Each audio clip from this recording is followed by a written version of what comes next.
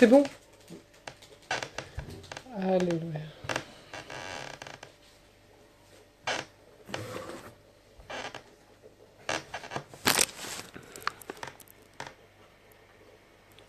Amen. Alléluia. Gloire à Dieu. Soyez tous les bienvenus. Amen. Amen, amen, amen. On va attendre que les gens se connectent un petit peu avant de démarrer. Amen. Alléluia. Si vous voulez vous présenter, amen, vous pouvez vous présenter. Amen. Amen. Bonsoir, Liberté Kabyle. Bonsoir, bonsoir, bonsoir. Bonsoir. Sois la bienvenue. Bonsoir, Pedro.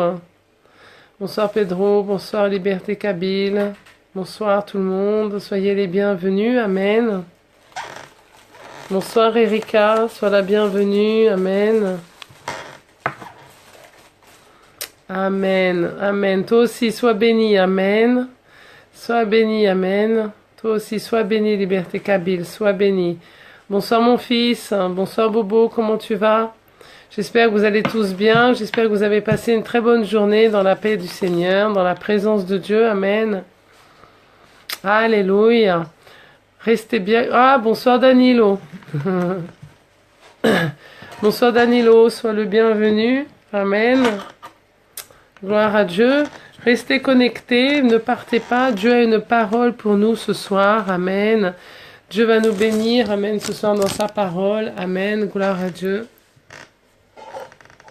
Alléluia. Soyez tous bénis. J'espère que vous avez passé une super bonne journée. Amen. On attend un petit peu que les gens se connectent et puis après on va démarrer. Amen. Alléluia. Gloire à Dieu. Vous m'avez tous manqué. Amen. Alléluia. Ça faisait un petit moment que je faisais plus de live. Amen. Parce qu'il y avait des... Amen. Bonsoir Danilo. Je te fais plein de gros bisous Danilo. Amen. Je suis trop impatiente de te rencontrer Danilo. Un jour, on va se rencontrer toi et moi et on va avoir une grande conversation. Amen. Alléluia. Amen. Donc, vous m'avez tous manqué. Alors, nous avons Bobo, nous avons Danilo. Alors, c'est bien que vous sachiez un petit peu. Nous avons Danilo, qui est de Nantes. Nous avons Bobo, qui est mon fils spirituel, qui est du Maroc. Nous avons le Maroc. Erika, elle est de l'Île-de-France. Amen. Liberté Kabyle, tu es de l'Île-de-France ou tu es d'où exactement, Liberté Kabyle? Et Pedro, je crois que tu es de l'Île-de-France, hein. Présentez vos villes, dites-vous où vous êtes, comme ça on se connaît de plus en plus. Amen. Alléluia, gloire à Dieu. Je sais qu'il est un petit peu tard, amen, mais je pouvais pas faire le live. Je pouvais pas faire le live avant parce que avant le mercredi j'ai cours bibliques à la maison. Nous donnons des cours bibliques pour les gens de l'église, amen. Et donc je pouvais pas donner le live avant. C'est pour ça que le mercredi soir, je le donne un petit peu tard. Amen. Alléluia. Amen. Liberté Kabyle et de Rodez. Amen. Waouh. Nous sommes de plusieurs villes. C'est bien. C'est la richesse. Amen. Gloire à Dieu. Amen. Alléluia. Bon, en tout cas, vous pouvez commencer à prendre vos Bibles. Vous savez que l'on doit prendre nos Bibles. Amen. Quand je donne la parole pour que vous puissiez travailler un petit peu avec moi et m'accompagner. Amen. Et que on puisse lire la parole ensemble. Donc j'espère que vos Bibles sont pas trop loin et nous allons ouvrir les Bibles à Hébreu ce soir. Amen. Alléluia, gloire à Dieu. À Hébreu. Amen, gloire à Dieu. Alléluia. Amen. Il y a mon fils Isaac. Attendez, je vous présente mon fils Isaac. Attention, hop. Bonsoir. Ça c'est mon fils. Vous avez vu comment il est beau? Voilà. Oh, ça c'est mon fils Isaac, je le présente, soyez... Voilà, comme ça vous connaissez un petit peu de la famille. Amen.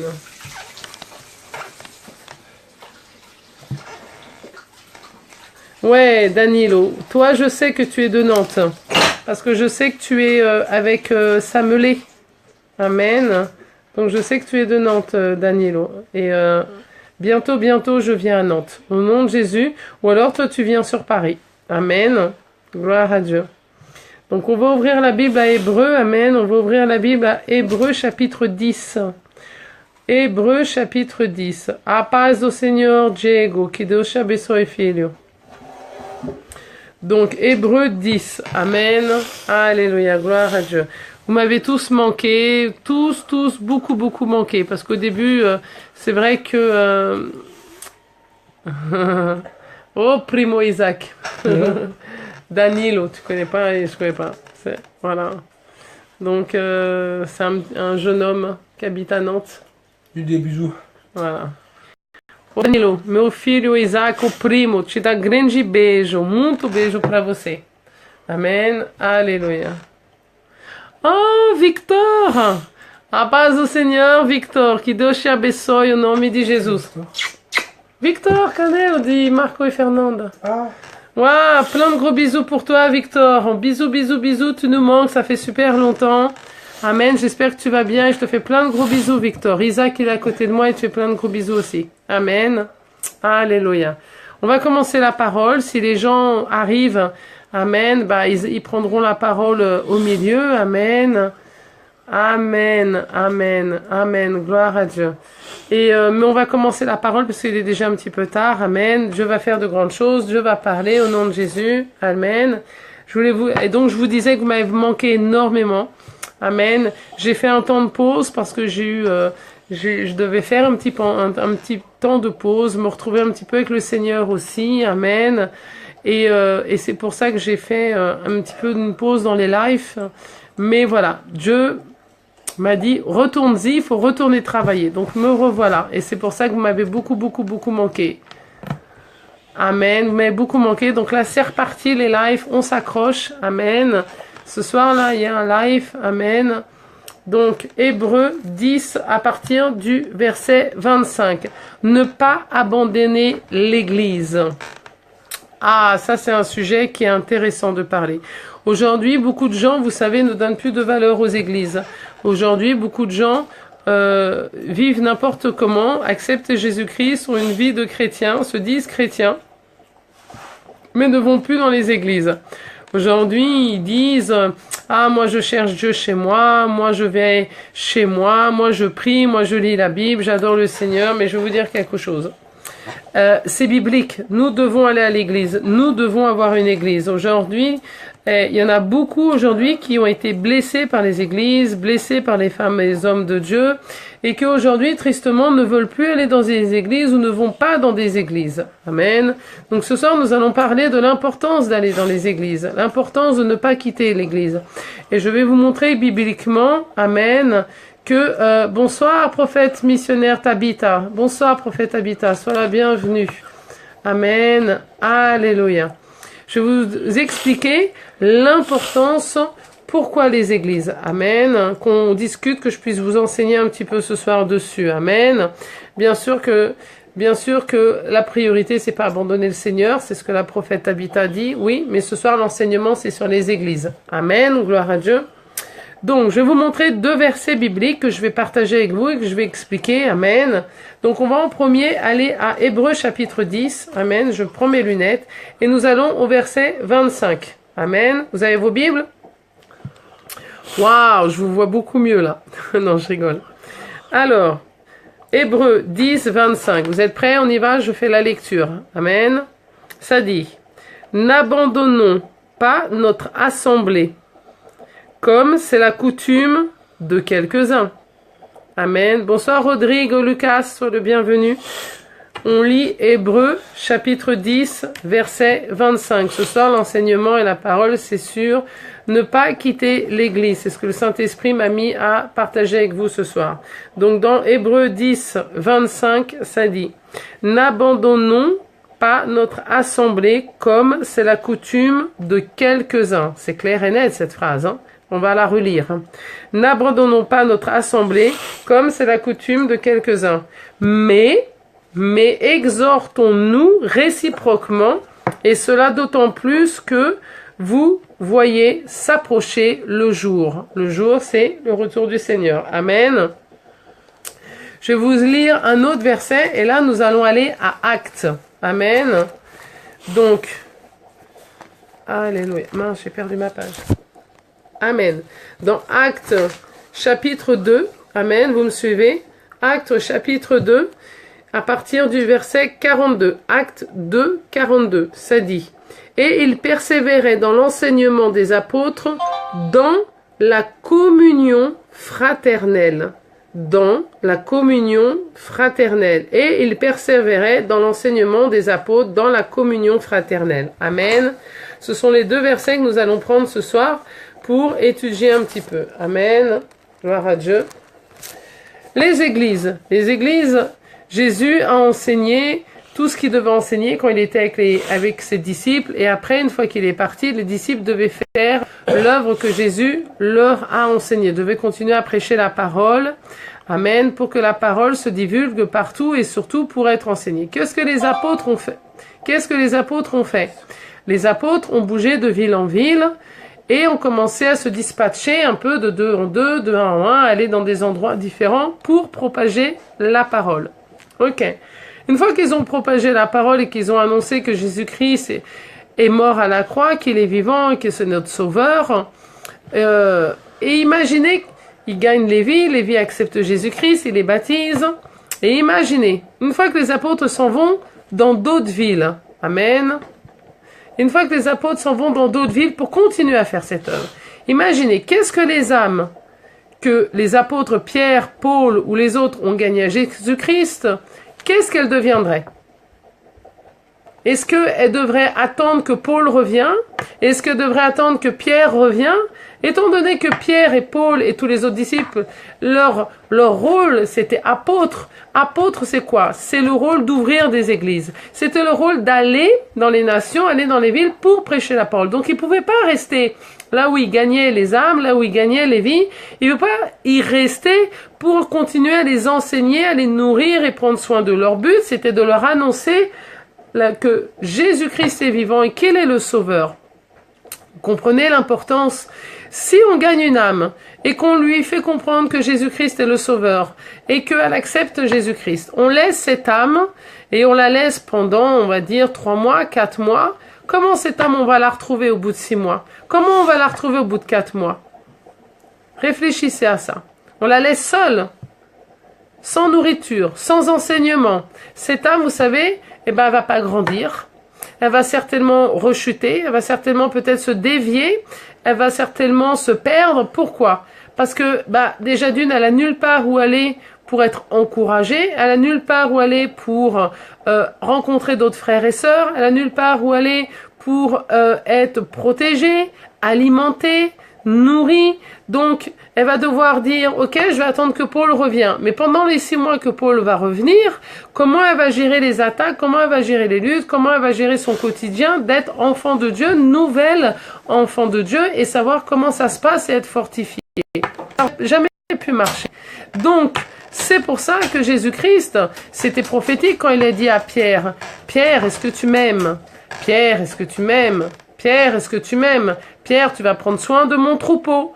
Pierre, tu seras la pierre, la première pierre qui va fonder. Pierre, c'était prophétique, c'était la pierre du temple, le temple de l'église. Amen, c'était ouvrir une église. Pierre, est-ce que tu m'aimes? Tu vas prendre soin de mon troupeau. Amen. Et les apôtres ont fondé, ont créé les églises. Ils ont enseigné, ils ont gagné des âmes à Jésus-Christ, ils ont prêché la parole, et quand ils ont commencé à consolider 2-3 personnes, à les préparer, ils les préparaient pour ouvrir une église, pour ouvrir un groupe de maisons. Au début, c'était des groupes de maisons, je répète bien, au début, c'était des groupes de maisons, et il y avait un responsable, et après, ils ont ouvert des églises, amen, et ceux qu'ils enseignaient, qui préparaient, amen, eux passaient l'enseignement que les apôtres leur donnaient, et après passaient l'enseignement aux autres qui se convertissaient. Et de temps en temps, Pierre, Paul venaient jeter un coup d'œil et voir comment était l'église. Pourquoi donc l'église? L'importance. Et qu'est-ce que c'était une église? Pour que les gens se retrouvent. Pour que les gens soient, comme le verset dans Actes, nous avons lu dans Actes, la Bible dit quoi? Dans Actes, ils persévéraient dans l'enseignement des apôtres. Tout ce que les apôtres gagnaient à Jésus-Christ, ou leur prêchaient la parole, et puis ils les gagnaient au Seigneur Jésus-Christ, ils se convertissaient et ils acceptaient Jésus-Christ, devenaient des enfants de Dieu et donc devenaient des disciples. Dans le verset Acte 2, 42, c'est clair, ils persévéraient dans l'enseignement des apôtres.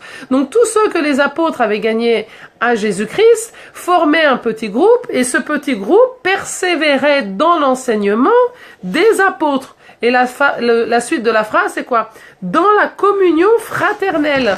Donc, communion, c'est quoi? C'est ensemble. Ça veut dire que tous les gens qui gagnaient à Jésus-Christ, les apôtres, on formait quelques-uns qui étaient solides, qui étaient des colonnes, pour prendre soin des églises qui ont démarré comme des réunions de maison, puis après des églises se sont ouvertes dans les villes où ils allaient. Et ceux qui étaient formés enseignaient l'enseignement, enseignaient la parole. Pourquoi? Pour qu'il y ait une communion, pour qu'il y ait une croissance spirituelle, pour que les gens puissent grandir. Et de deux, la différence, c'est que la Bible dit, ils persévéraient ensemble. Je ne sais pas si vous avez remarqué ça, la force que l'on a quand on est ensemble, la force qu'il y a dans l'union. Pourquoi l'Église? Pourquoi ils devaient être communiés ensemble? Parce que quand on est ensemble, on est une force. Quand on est ensemble, on persévère et on lutte ensemble. On a l'impression que l'un exhorte l'autre, l'un pousse l'autre, l'un motive l'autre. Donc c'était important qu'ils soient ensemble parce qu'à cette époque-là, ils étaient lapidés, à cette époque-là, ils étaient rejetés, à cette époque-là, les chrétiens étaient vraiment persécutés. Donc le fait d'être ensemble, c'était une force, ils persévéraient dans la difficulté, ils persévéraient dans l'enseignement, ils persévéraient à grandir, à connaître plus la parole pour gagner plus d'âmes. Parce que ceux qui commençaient à connaître la parole, ça faisait boule de neige. Ceux qui étaient colonnes, donc enseignaient les autres, qui après enseignaient les autres, qui après enseignaient les autres, et après l'église se multipliait, l'église s'agrandissait. Donc, l'importance de l'église. Et dans le deuxième verset que je vous ai écrit, lu, c'est dans Hébreux chapitre 10. Amen. E a paz do Senhor, pastora, tenha uma noite abençoada. Obrigado, Priscila, você tá bem, tenha uma noite abençoada. Beijo em teu coração. Dans Hébreux chapitre 10 et verset 25, dans ce verset-là, c'est encore plus fort, c'est encore plus dur. C'est n'abandonnons pas notre assemblée. N'abandonnons pas notre assemblée comme c'est la coutume de quelques-uns, mais exhortons-nous réciproquement. Vous savez, c'est quoi exhortons-nous réciproquement? Ça veut dire que tu es encouragé quand tu es dans une église. Ça veut dire que un va t'exhorter, un va te pousser. Non, allez, il faut que tu ailles à l'église. Non, allez, va y avoir la parole. Tu vas voir, tu vas être fortifié. Si t'es pas bien, on va tous prier pour toi. Et puis tu vas te sentir aimé. Et puis il y a le frère et la sœur qui sont là. On est une famille en Christ. Tu vas te sentir bien. Tu vas pas te sentir seul. C'est ça l'église. C'est ça l'importance de l'église. C'est ce que la Bible enseigne. Aujourd'hui, tristement, les gens veulent servir Jésus à leur manière. On peut pas servir Jésus à notre manière. On peut pas créer des nouvelles lois. On peut pas créer des nouvelles choses. Aujourd'hui, tristement, il y a des gens qui font et qui servent Dieu de n'importe quelle manière et qui restent chez eux, qui disent non, moi j'ai pas besoin d'église. Non, moi si j'ai le Seigneur dans mon cœur, ça me suffit, je prie la Bible. C'est pas vrai. Je peux te dire que c'est pas vrai. Tu sais pourquoi? Seul tu vas réussir pour un temps, mais il y a un moment tu vas faiblir. Tu sais pourquoi? Parce qu'il y a un moment pour chercher la face de Dieu seul, pour vaincre seul, il y a un moment tu vas faiblir. Qui va t'enseigner? Tu vas t'enseigner tout seul? Tu vas lire la Bible tout seul. La Bible, tu peux la lire seule. Mais qui sait, il y a des fois, tu vas pas être motivé de lire la Bible. Il y a des fois, tu vas pas être motivé de prier. Pourquoi? Parce que tu es charnel et que tu es pécheur et que l'ennemi vient pour te terrasser et t'enlever, justement. Seul, à force, il y a un moment, tu vas te sentir dans la solitude. Il y a un moment, t'as beau être le chrétien, le fort, t'as beau être, tu peux dire, non, mais moi je suis fort, moi j'ai Jésus dans ma vie. Non, c'est pas vrai, on est tous faibles. Même Paul, il a dit, je suis faible. Même Paul, il a dit, je suis faible. Pourquoi la Bible nous dit en communion, restez en communion? Pourquoi la Bible nous dit, n'abandonnez pas votre assemblée? Si la Bible nous le dit, c'est que Dieu savait déjà ô combien nous sommes faibles, ô combien nous sommes faibles. Seuls nous n'y arrivons pas. Regardez Jésus. Quand Jésus a envoyé ses disciples pour aller de maison en maison et prêcher la parole, il les a envoyés combien? Combien? 2 par 2. Jamais seul. Vous verrez jamais dans la Bible seul. Vous verrez jamais Jésus, il a envoyé quelqu'un seul. Jamais, jamais. C'était tout le temps 2 par 2 ou 3 ou le minimum c'était 2 par 2. Pourquoi? Parce qu'il savait déjà que tout le temps, s'il y en a un qui faiblit, l'autre va prendre la relève. S'il y en a un qui fatigue, l'autre va pousser l'autre. C'était ça. Donc, seul, tu vas lire la Bible. Oui, tu vas lire la Bible. Tu vas lire la Bible pendant un temps. Tu vas prier. Tu vas peut-être jeûner. Tu vas adorer le Seigneur. Mais il y a un moment où tu vas fatiguer. Il y a un moment où, bon, aujourd'hui, je lis pas la Bible. Oh, demain, je la lirai. Et avec qui tu es en communion? Tu es en communion seul chez toi? Avec qui tu partages? Et qui c'est qui t'enseigne? Ok, tu lis la Bible parce que tu fais ton devoir de chrétien, mais il y a un moment où tu dois être enseigné, il y a des moments où tu dois aller rentrer dans des niveaux plus grands, il y a des moments où tu dois rentrer dans des niveaux plus intenses, il y a un moment où il faut que tu admettes que tu te soumettes à une autorité, te soumettes que tu dois recevoir l'enseignement. Voilà, déjà ça c'est une chose. Voilà pourquoi nous avons besoin d'une église. Et là, cette parole, elle est dure. Hein. N'abandonnons pas notre assemblée comme c'est la coutume de quelques-uns. Vous savez, ça veut dire, c'est la coutume de quelques-uns. Ça veut dire qu'il y en a tellement plein qui le font aujourd'hui. Il y en a tellement plein qui se satisfait et qui croient, ah non, moi j'ai pas besoin d'église, je me satisfais, moi je suis super religieux, moi je suis forte spirituellement, moi je sers le Seigneur chez moi. Ah ouais, tu sers le Seigneur chez toi, donc tu vis pas la Bible alors. Tu es contre la parole. Tu es contre ce que Jésus a enseigné. Jésus a dit quoi? Pierre, tu seras la pierre angulaire. Pierre, prends soin de mon troupeau. Alors pourquoi les apôtres ont passé leur temps, ça a été leur vie, apôtre, ça veut dire ouvrir des églises, un ministère ouvrir des églises. Alors pourquoi les apôtres ont ouvert des églises? Donc tu vas en contradiction contre la parole. La parole dit que nous devons aller à l'église. La deuxième chose, tu vis sans église. Ok. Quelle couverture spirituelle tu as? Ok, la Bible dit que nous devons avoir des pasteurs. Jésus était un pasteur. Jésus était un berger. C'est lui qui a gardé, protégé ses disciples. C'est lui qui les a enseignés. C'est lui qui les a fait marcher. C'est lui qui les a emmenés partout. Il était le berger. Jésus était le berger de l'humanité. Jésus était le berger de ses disciples. Il enseignait, il guérissait, il nourrissait, il avait un rôle complet de berger. Il est protégé dans la prière, il est protégé dans l'intercession. Je peux le prouver dans la Bible. La Bible dit de combien de fois Jésus allait au mont des Oliviers et il priait. Et il priait pour qui? Il priait pour l'humanité. Il priait pour ses disciples. Il priait. Nous avons besoin de couverture spirituelle.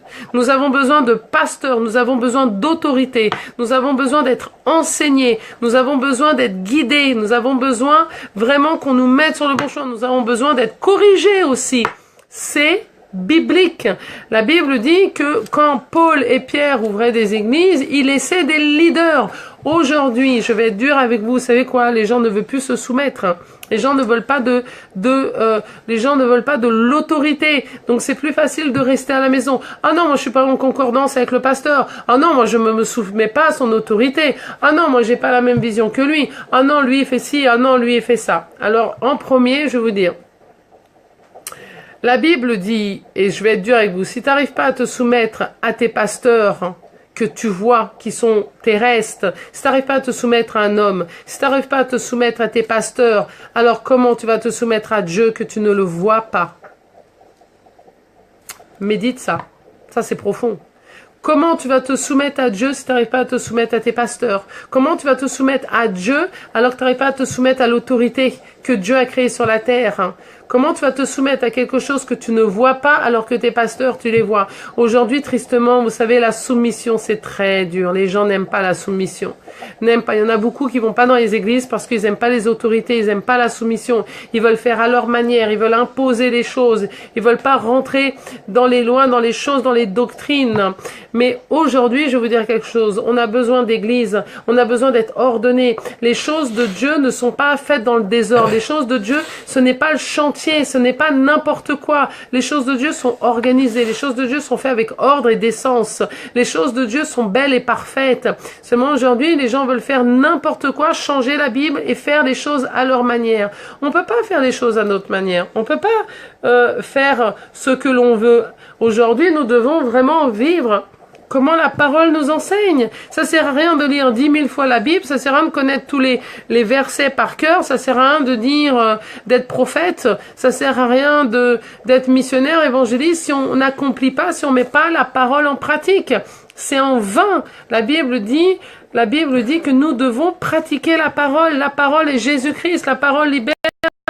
Donc si la Bible dit restez en communion et persévérer ensemble, si la Bible dit n'abandonnons pas notre assemblée, c'est la parole de Dieu, c'est Dieu qui parle, donc nous devons obéir à ça. Donc quand osons-nous dire que nous n'avons pas besoin d'église, que nous n'avons pas d'autorité, que nous n'avons pas besoin de pasteurs? Nous avons besoin d'église.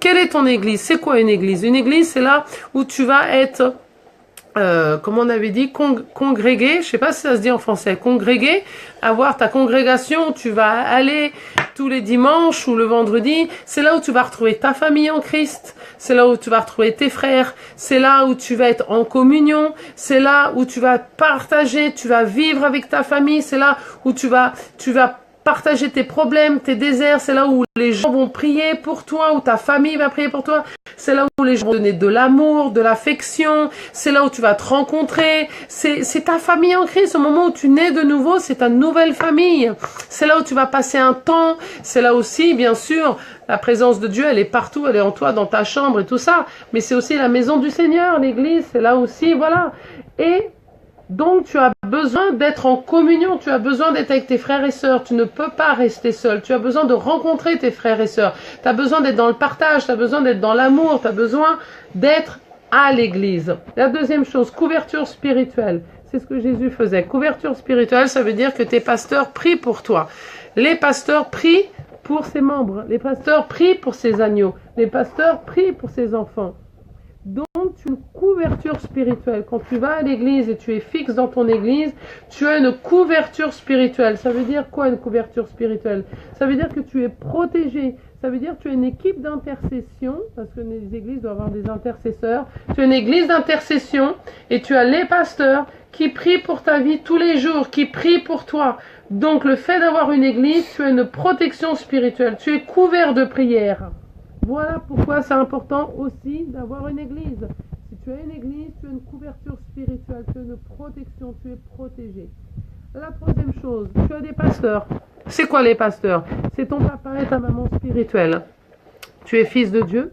Au moment où tu acceptes Jésus-Christ dans une église, tu te baptises par tes pasteurs t'enseignent, et donc ils deviennent tes papas et tes mamans spirituelles. Pourquoi papa, maman spirituelle? Pourquoi papa, maman? C'est comme, tu es ses enfants, tu es devenu le fils et la fille du pasteur spirituellement, c'est-à-dire c'est eux qui vont t'accompagner, c'est eux qui vont t'aimer, c'est eux qui vont pleurer avec toi, c'est eux qui vont te nourrir, c'est eux qui vont t'enseigner, c'est eux qui vont te rendre visite, c'est chez qui tu vas aller.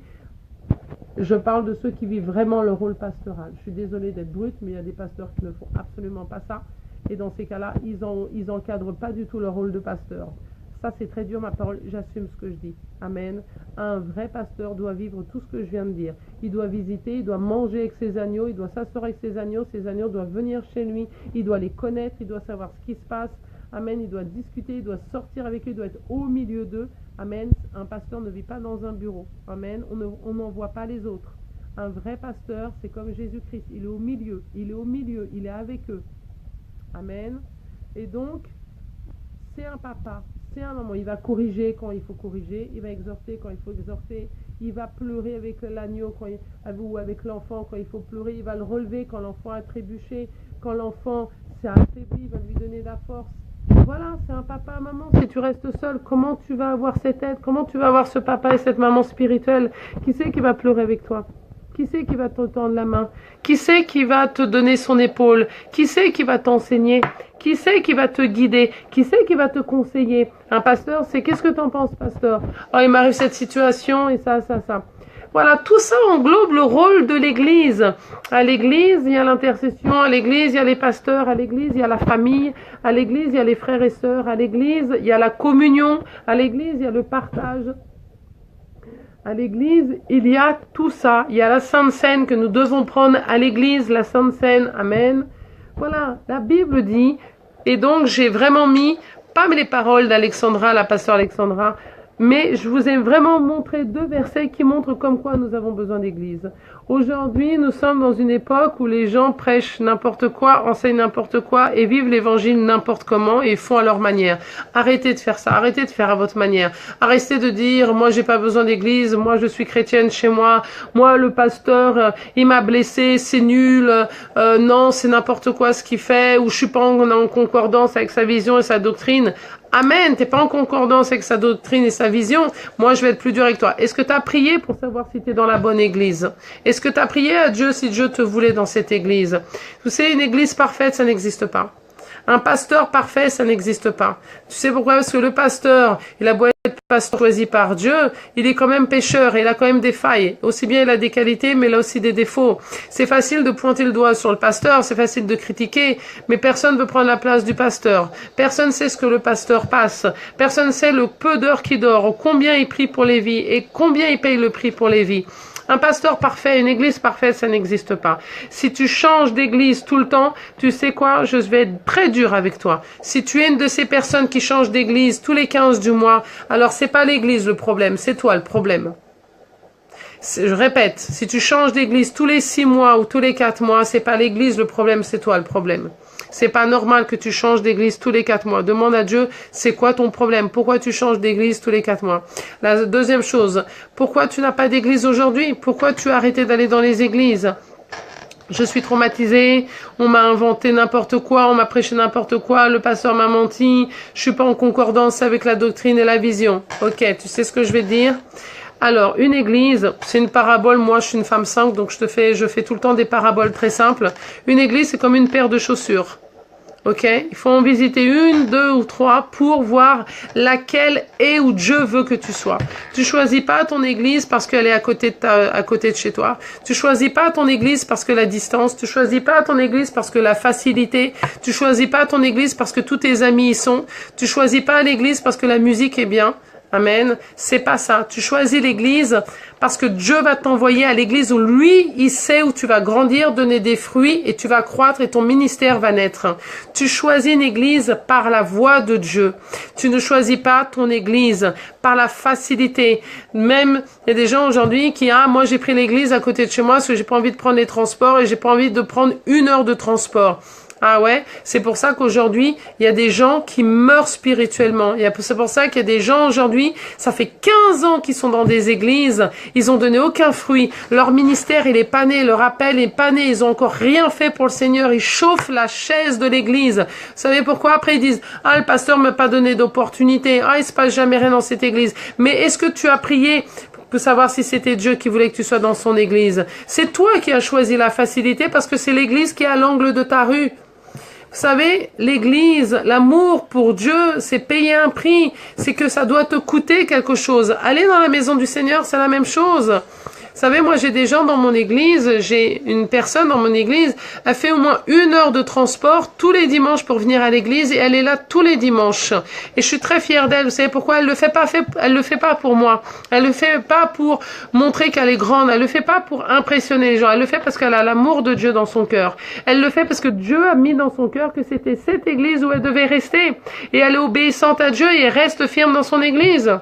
Parce qu'elle sait que Dieu va la bénir. Tout a un prix à payer. Ça doit te coûter quelque chose, même d'aller dans la maison du Seigneur. Tu dois montrer à Dieu que tu vas dans la maison du Seigneur et que tu es heureuse d'aller dans la maison du Seigneur. Aller dans la maison du Seigneur, ça doit pas être une obligation, ça doit pas être une tristesse, ça doit pas être un fardeau, ça doit être un plaisir. Ça doit être un plaisir. Vous savez, la Bible dit, moi et ma famille, nous servirons le Seigneur et nous serons dans la maison de Dieu. Ta famille, toi, tu dois être dans la maison de Dieu. Tu dois être dans le temple de Dieu. C'est biblique. Pour donner des fruits, pour recevoir l'enseignement et pour après devenir disciple. Et après faire des disciples, et tu dois aller et croître et grandir dans ton église.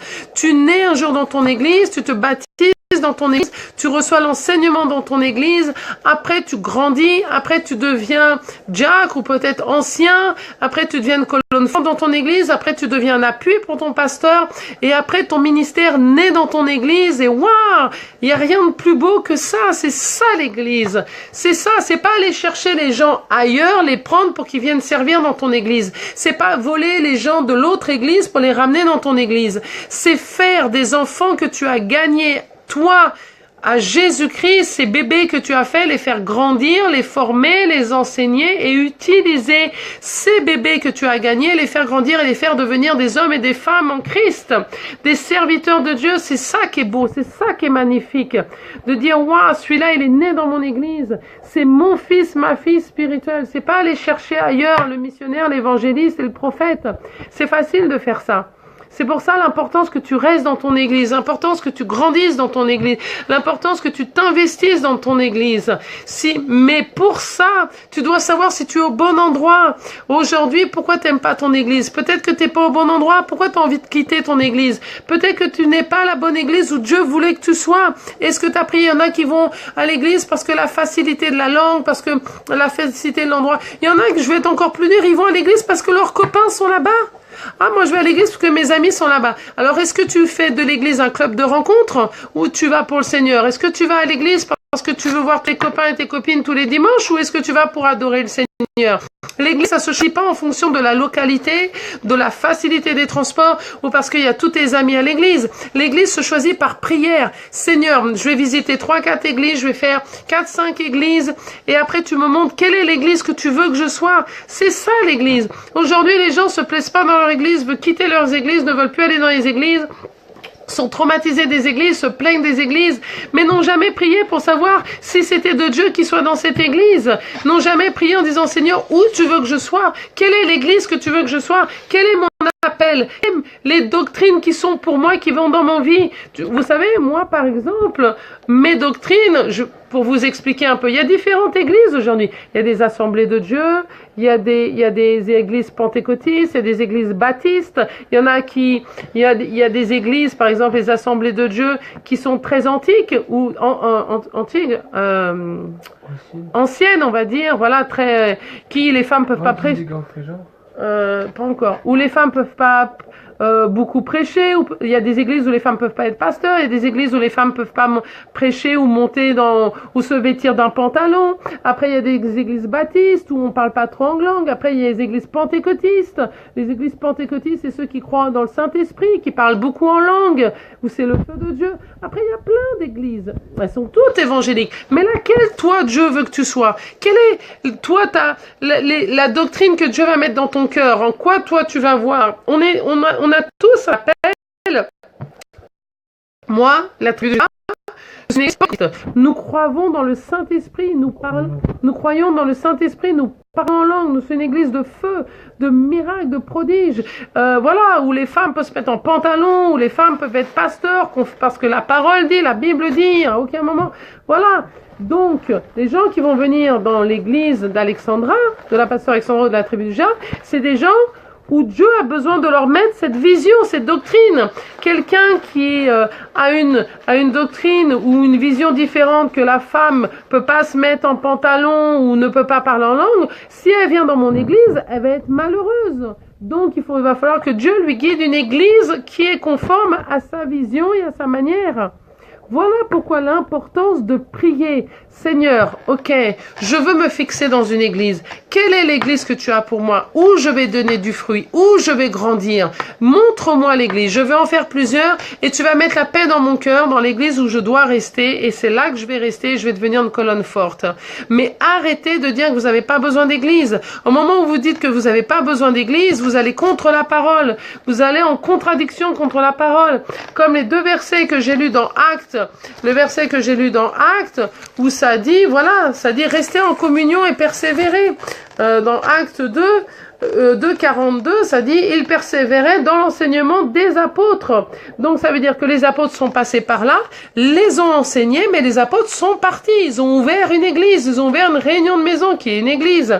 Et les gens qu'ils ont gagnés à Jésus, qu'ils ont enseigné, la Bible dit, ils persévéraient dans l'enseignement des apôtres, dans la communion fraternelle. Donc ça veut dire qu'ils étaient ensemble, en communion. Ils n'étaient pas chacun chez eux. Ils n'étaient pas chacun, bon, toi tu vas chercher Dieu chez toi, moi je vais chercher Dieu chez moi je vais prier chez moi, et puis voilà, puis quand on se retrouve dans la rue faire nos courses. Non, c'est pas ça. On est en Christ. Christ, nous sommes un corps. La Bible nous dit, nous sommes un corps. Nous sommes faits pour être ensemble. Et dans Hébreux 10 que j'ai lu 25, c'est encore plus fort. Le verset il dit, n'abandonnons pas notre assemblée comme la coutume de quelques-uns, mais exhortons-nous réciproquement.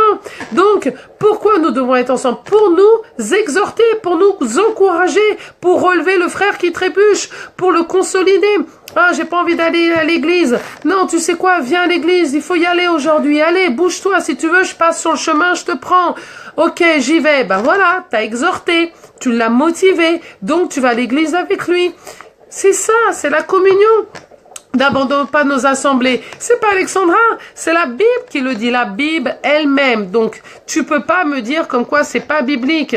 Tu peux pas me dire non, c'est pas vrai. La Bible dit pas qu'on doit aller à l'église, qu'on doit avoir des églises. Je te le prouve. Là, maintenant, dans Hébreu, la Bible dit n'abandonnez pas vos assemblées. C'est quoi nos assemblées? Ce sont les églises. Ce sont les églises. C'est la Bible. C'est Dieu. Dieu, il a donné cette parole. N'abandonnez pas vos assemblées. Comme la coutume de quelques-uns. Ça veut dire que Dieu sait déjà qu'il y en a plein qui le font. Il y en a plein qui vont pas à l'église. Il y en a plein qui servent Jésus-Christ de n'importe quelle manière dans leur coin. Vous allez pas tenir le coup. Vous allez pas tenir le coup. C'est vraiment le message que Dieu m'a donné ce soir. Nous arrêtons de quitter les églises. Arrêtons de se plaindre des pasteurs. Arrêtons de se plaindre des églises. Arrêtons. Vous savez, c'est facile de se plaindre de tout. C'est facile de critiquer le pasteur. C'est facile de critiquer l'église. Qu'est-ce que tu fais pour que l'église soit meilleure? Est-ce que tu as participé? Est-ce que tu as proposé quelque chose? Est-ce que tu as aidé? Et arrête de te plaindre du pasteur. Déjà d'une, je vais te dire quelque chose et c'est biblique.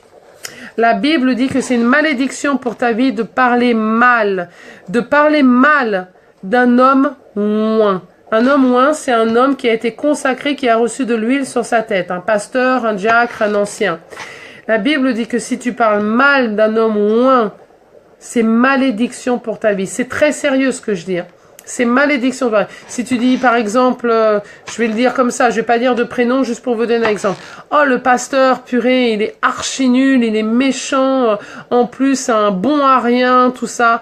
Tu viens de jeter des paroles sur la vie d'un pasteur qui a reçu de l'huile sur la tête. C'est malédiction pour ta vie. Il peut t'arriver des choses très graves. La Bible dit qu'on ne parle pas mal, on ne juge pas, et on ne parle pas de la vie d'un homme oint. Tu sais quoi, tu concordes pas, tu n'aimes pas l'homme, il a fait quelque chose. Tais-toi. Si on arrive chez toi et on te dit, tu sais, le pasteur, machin, il a fait ça. Oh là là, c'est pas bien. Et puis il a péché, il a fait ça. Surtout, je t'enseigne ce soir quelque chose de très important. Ne concorde pas et ne rentre pas dans la conversation en disant, ah oui, je sais, oh oui, le pasteur, il a fait ça. La personne, ce qu'elle fait, et si toi tu concordes et tu rentres dans cette conversation, c'est une malédiction pour ta vie. Tu vas recevoir de la malédiction. La Bible dit, on ne parle pas d'un homme oint. On ne parle pas et on ne juge pas d'un homme oint qui a reçu de l'huile sur la tête. Il est consacré à Dieu. C'est un séparé de Dieu. C'est très sérieux ce que je vous enseigne ce soir. Et tristement, aujourd'hui, il y a plein d'hommes qui parlent mal des pasteurs, qui parlent mal des anciens. Tu sais quoi? Je vais pas concorder avec tout. Je sais qu'il y a des pasteurs. Je sais qu'il y a des pasteurs, on va dire des hommes de Dieu. On va dire qu'il y a des hommes et des femmes de Dieu qui font des choses pas bien, qui enseignent faussement l'évangile, qui font des choses graves. Je le sais. Mais tu sais ce que tu fais? Tu dis, Seigneur, nous le remettons dans tes mains. Tu le remets dans les mains du Seigneur et tu ne blasphèmes pas, tu ne parles pas mal pour ne pas recevoir de malédiction dans ta vie. Oui, ok, tu sais quoi? J'en ai entendu parler, mais je veux pas participer à cette conversation et je ne parlerai pas mal de cet homme parce que je le remets dans les mains du Seigneur. Dieu le jugera. Point barre, Dieu le jugera. Aujourd'hui, c'est ça. Les gens aujourd'hui, au lieu d'aider et d'améliorer l'église, au lieu de se lever comme colonne, préfèrent quitter les églises. Aujourd'hui, les gens veulent vivre à leur manière. Aujourd'hui, c'est devenu une mode de chercher la face de Dieu seul dans sa maison. Aujourd'hui, j'en ai rencontré plein qui m'ont dit non, moi, aujourd'hui, j'ai le Saint-Esprit, ça me suffit. Je cherche la face de Dieu chez moi, je prie, je jeûne. Moi, je suis anti-église, je ne vais pas dans les églises. les communions entre frères et sœurs, tout ça, tout ça, tout ça. Je suis traumatisée, j'ai vécu des choses pas bien. Ok, t'es traumatisé, t'as vécu des choses pas bien, c'est que t'étais pas dans la bonne église, c'est que t'as pas prié au Seigneur, c'est ce que t'as demandé au Seigneur d'être dans cette église. Relève-toi, relève-toi, arrête de te plaindre et relève-toi, redémarre. Tu te plains à pleurer. Recommence, relève-toi et cherche une nouvelle église, une nouvelle maison, un nouveau papa, une maman spirituelle, car tu as besoin d'une église. C'est faux ce que tu dis. Tu as besoin d'une église. La Bible dit que nous avons besoin d'église, car seul tu ne tiendras pas spirituellement. Tu n'as pas de couverture spirituelle, tu n'as pas d'autorité, tu n'as pas d'enseignement, tu n'as pas de père et de mère spirituelle. Comment tu vas survivre? Tu es dehors total de la parole. Tu es dehors de la Bible. Tu as besoin d'une autorité. Si tu n'arrives pas à te soumettre à des autorités, à tes pasteurs, alors demande de l'aide à Dieu, demande à l'aide de te guérir, parce que la Bible dit tu dois te soumettre aux autorités, tu dois te soumettre à tes pasteurs. La Bible dit si tu te soumets pas et tu obéis pas aux hommes et aux pasteurs que tu vois sur la terre, comment tu vas obéir à Dieu que tu ne vois pas? C'est grave. Tu as besoin d'une église. Arrêtons de quitter les églises. Arrêtons de rester loin des églises. Si tu es sans église, toi qui regardes aujourd'hui ou qui va regarder plus tard, si tu es sorti d'une église ou si tu as été traumatisé par des hommes de Dieu qui t'ont fait du mal, qui t'ont blessé et aujourd'hui tu veux plus aller dans les églises, que aujourd'hui, au nom de Jésus-Christ, tu puisses être guéri, qu'au nom de Jésus-Christ, tu remettes ta vie en ordre et que tu retournes dans une église. Ne reste plus sans une église. Je t'ai prouvé, je t'ai montré par la parole, c'est le Saint-Esprit qui m'a donné cette parole. Tu dois être en communion, tu dois être en persévérance, enseignement, enseigné par des enseignements, par des docteurs de la parole, par des gens qui ont le don de la parole. Lire la Bible, c'est bien, mais c'est pas suffisant. Il faut que tu sois enseigné dans la parole. Il faut que tu sois guidé dans tes pas de tous les jours. Il faut que tu sois enseigné et guidé dans ta vie de tous les jours, dans tes décisions. Il faut qu'il y ait des intercesseurs qui prient pour toi. Il faut qu'il y ait des pasteurs qui prient pour toi. Il faut que tu aies une maison spirituelle. Il faut que tu aies une maison spirituelle. Il faut que tu aies une famille. Tu peux pas vivre seul. Amen.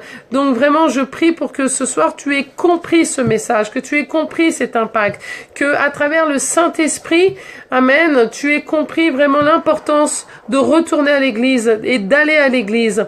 Moi, je suis limitée, je t'ai juste remis les paroles que le Saint-Esprit m'a demandé de remettre, mais c'est pas moi qui va œuvrer dans ton cœur et dans ta vie ce soir. C'est le Saint-Esprit qui va œuvrer maintenant dans ton cœur. C'est le Saint-Esprit qui va maintenant te toucher. C'est le Saint-Esprit qui va changer ta manière de faire et ta pensée, parce que le Saint-Esprit agit. Là où l'homme peut pas faire, le Saint-Esprit fait. Moi, il m'a juste demandé de remettre les paroles, mais le Saint-Esprit va agir dans ta vie maintenant. Il va travailler dans ton cœur au nom de Jésus-Christ. J'aimerais faire une prière pour vraiment ceux qui ont été traumatisés des églises, qui ont vécu des mauvaises choses, qui ont été peut-être blessés par des hommes et des femmes de Dieu, des pasteurs ou quoi que ce soit, et aujourd'hui ne veulent plus retourner dans des églises à cause de ça, ou ont vécu des mauvaises choses. Amen. J'aimerais vraiment prier pour que vous soyez guéris pour ça, et que vous puissiez aller de l'avant et vous relever et recommencer à refréquenter une église. Et j'aimerais prier pour les gens qui critiquent les pasteurs, critiquent les églises. J'aimerais prier pour que vous arrêtiez de critiquer et au lieu de vous plaindre des églises et vous plaindre des pasteurs, et ben commencez à prier, à savoir pourquoi vous plaignez des pasteurs. C'est parce que vous n'êtes pas dans la bonne église, c'est parce que vous n'êtes pas dans la bonne famille, c'est parce que peut-être vous n'êtes pas là où Dieu veut que vous soyez. Amen. Et pour que vous commenciez à prier où Dieu veut que vous soyez. Amen. Donc recevez cette prière dans le nom puissant de Jésus-Christ. Seigneur, je te remets, Seigneur, toutes ces vies qui regardent ce soir, Seigneur, et je te demande de les guérir, Seigneur. Toutes ces vies qui ont quitté les églises ou qui ne vont pas dans des églises ou ne veulent pas aller dans des églises, Seigneur. Je te demande de les guérir de ces fausses visions, fausses paroles, faux enseignements, fausses doctrines, Seigneur, de tout cela, Seigneur, car ce n'est pas biblique, c'est contradictoire à la parole, Seigneur. Tu arraches tout cela de leur cœur maintenant et de leur esprit, de leur vie, tu jettes en bas de la terre.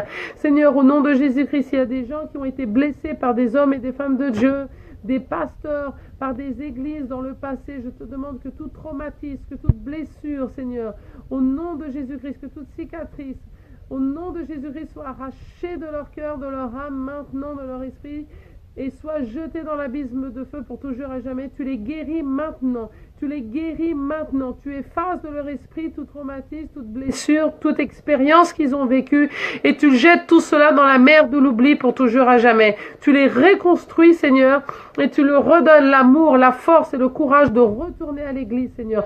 Mais cette fois-ci, pas de n'importe quelle manière. Je prie pour les gens qui murmurent, qui prient, qui murmurent et qui parlent mal des églises, qui parlent mal des pasteurs, qui critiquent les églises. Je prie pour ces gens-là, Seigneur. Je te demande de les pardonner, Seigneur, au nom de Jésus-Christ. Et de, Seigneur, d'enlever cet esprit de murmuration, de parler mal et de juger les églises et les pasteurs au nom de Jésus-Christ, Seigneur. Mais au contraire, de les guérir de cela. Et de, au contraire, les mettre en prière, Seigneur, de les incommoder. Et je vous encourage, frères et sœurs, vous qui vous sentez comme ce type de personnes qui murmuraient, qui parlaient mal des églises et pasteurs, je prie pour qu'à partir du soir, vous puissiez prier pour vraiment savoir pourquoi, et chercher une église où Dieu veut que vous soyez. Parce que peut-être que vous n'êtes pas dans la bonne église, peut-être c'est pas les bonnes doctrines pour vous. Alors je vous dis, Saint-Esprit, commence à les incommoder à prier. Je vous encourage à prier ce soir et demander au Seigneur de vous guider. Et dites, Seigneur, montre-moi où tu veux que je sois ma congrégation, montre-moi où tu veux que je sois membre, montre-moi où tu veux que je sois, où est mon église, où je vais donner du fruit, où je veux pouvoir aider, quelles sont par rapport à mes visions, à mes doctrines, la bonne église pour moi où je vais être heureux et je vais grandir spirituellement. Je vous encourage à prier ce soir, je vous encourage à arrêter de parler mal des hommes et des femmes de Dieu qui ont reçu de l'huile sur leur tête, car c'est des gens au moins, et la Bible dit que c'est malédiction pour vous.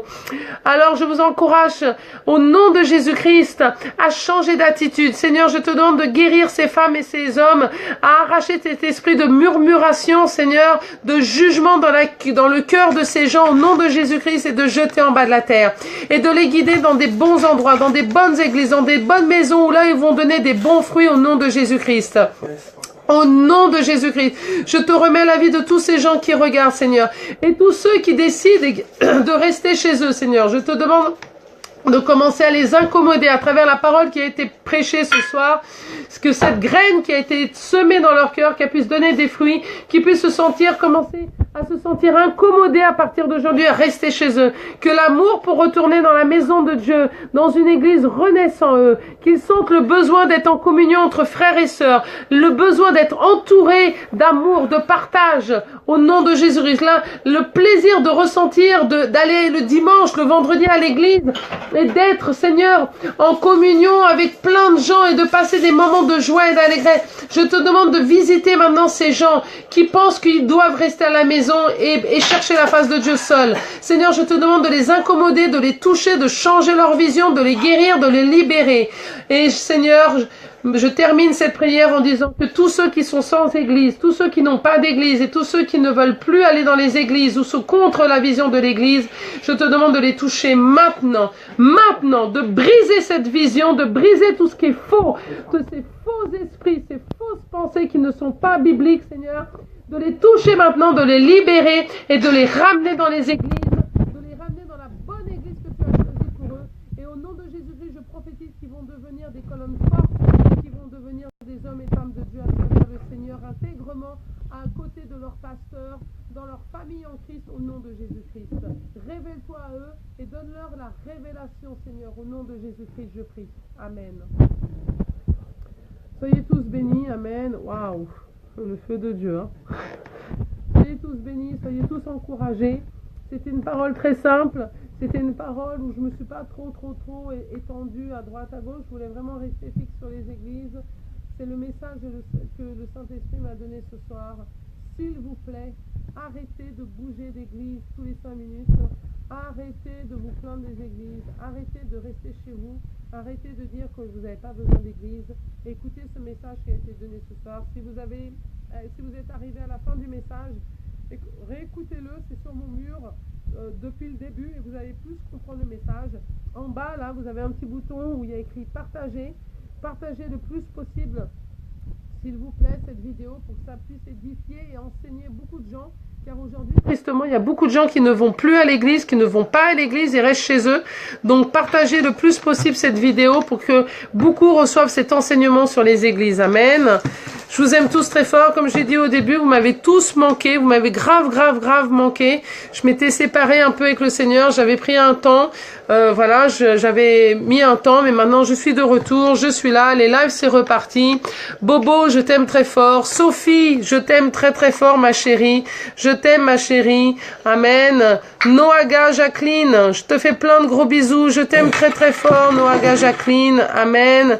Sophie, Bordeaux, je vous aime. Amen. Alléluia. Soyez tous bénis. Kezia, si elle est encore là, je lui fais encore des gros bisous. Giza, Jésus, bisous, je vous aime. Amen. Soyez tous bénis. Papi Soba, Mark White, bisous. Amen. Tout le monde, je vous fais tous des gros bisous. Amen. Magnum Lana, je te fais plein de gros bisous. Lucia, bisous. Amen. Kua Jokofi, plein de gros bisous. Priscilla, plein de gros bisous. Amen. Je vous fais tous des gros bisous. Et je vous aime, vraiment, je vous souhaite une très bonne soirée. Dormez bien dans les bras du Seigneur. Je sais qu'il est tard. J'ai fait mon live qu'il était tard parce que j'avais des cours bibliques avant. Je fais plein de gros bisous. Je vous aime très fort. C'est reparti pour les lives. On va tout déchirer. Amen. On va tout partager. On va tout déchirer. On va travailler ensemble. Amen. Soyez tous bénis. Et à bientôt sur Bordeaux. Amen. Premier week-end d'avril. Gina, je sais pas si Gina elle regarde. Premier week-end d'avril. Normalement, je suis à Bordeaux chez... il faut pas le voir, il est archi pas bon. Premier week-end d'avril, je suis chez Sophie à Bordeaux. Ceux qui habitent dans les entourages de Bordeaux, nous allons faire une réunion de miracles, une soirée de miracles, guérison, miracle à Bordeaux le premier week-end d'avril. Amen. Et puis, rentrez en contact avec moi sur Messenger. Si vous voulez que je me déplace dans des villes pour faire des soirées de miracles, je me déplace dans les villes, je me déplace là où je peux. Amen. Bien sûr, si c'est dans d'autres pays, ça dépend les conditions. Amen. Amen. Parce qu'après, les billets sont plus chers. Amen. Sauf si vous voulez bénir ma vie. Mais je me déplace. Je suis quelqu'un qui me déplace parce que j'ai un ministère de guérison et de miracles. Donc, si vous voulez qu'on organise des soirées de miracles et de guérison, vous me contactez en Messenger et on organise cela. Je vous fais des gros bisous. Je vous aime très fort. Soyez tous bénis, bonne soirée, et je vous fais un petit coucou, demain est quel jour? Demain est jeudi, peut-être demain soir, sinon il y aura le culte des miracles de vendredi soir de mon église, la tribu de Juda, qui sera en live. Si on se voit pas demain, on se voit vendredi soir, à 19h30, à l'église de la tribu de Juda, le culte des miracles sera en live. Bisous tout le monde, bisous Sophie, bisous. Allez, à plus.